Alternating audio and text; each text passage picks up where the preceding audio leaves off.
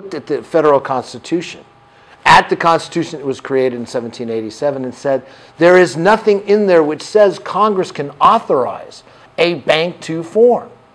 Those were called strict constructionists. Thomas Jefferson, Secretary of State in the Washington administration, again nonpartisan, Hamilton and Jefferson in the same cabinet.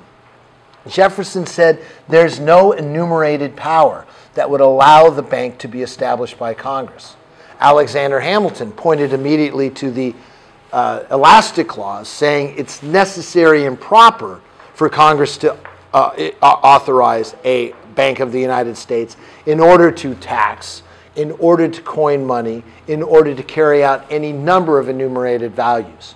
That fight within the Washington administration, won by Hamilton, allowed for the establishment of the Bank of the United States, and all across the country within years, 1793, 1794, what you have are local people organized who are saying that's too much power to the federal government. They've assumed the debt, they're getting too much money, and now there's a bank. And they look at it and they say, let's meet together. And let's call ourselves Democratic Republicans. And let's organize ourselves all across the country to say that no, the federal government now has taken on too much power under this new Washington administration. Within Congress itself, led by Thomas Jefferson amongst others, you have a growing faction forming in Congress, a grouping, smaller grouping of the larger whole that is organizing itself around the Democratic Republican principles. That is agrarian, not manufacturing, as promoted by Alexander Hamilton's program. It is small government, not large government. It is a focus on the regular individual, not the wealthy elite. And so you have this duality forming within America of political parties in response to the domestic politics of the time. Now, entirely separate from that is the fact that the French Revolution was taking place in Europe in 1789. As we elect a president, the French are killing their king. And for the next 10 to 15 years, the events in France and across Europe determine what we are as Americans, ironically. We separate ourselves from England, we're on our own, and yet those events, those things happening in Europe are affecting us in our own country. Now, the French Revolution obviously was about setting up a democracy. Much of what they were doing in 1789 to 1792 was modeled on the United States and the principles we had put forward. There were certain Americans who looked at the French Revolution and said, yes, that's exactly what should go on.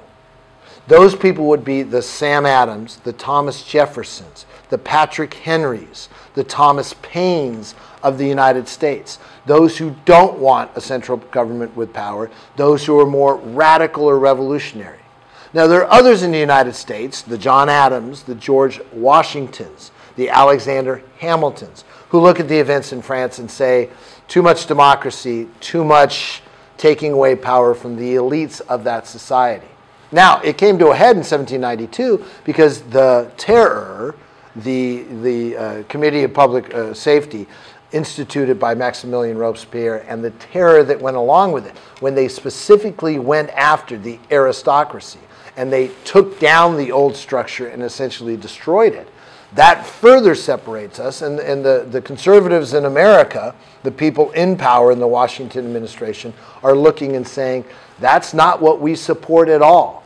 And the Jeffersonians are saying every 20 years the tree of liberty can be and should be watered by the blood of tyrants and patriots. So there's a divide that further separates. Right when the domestic policy of the power in our own government is separating people within the United States, we look to foreign affairs and we see a separation there.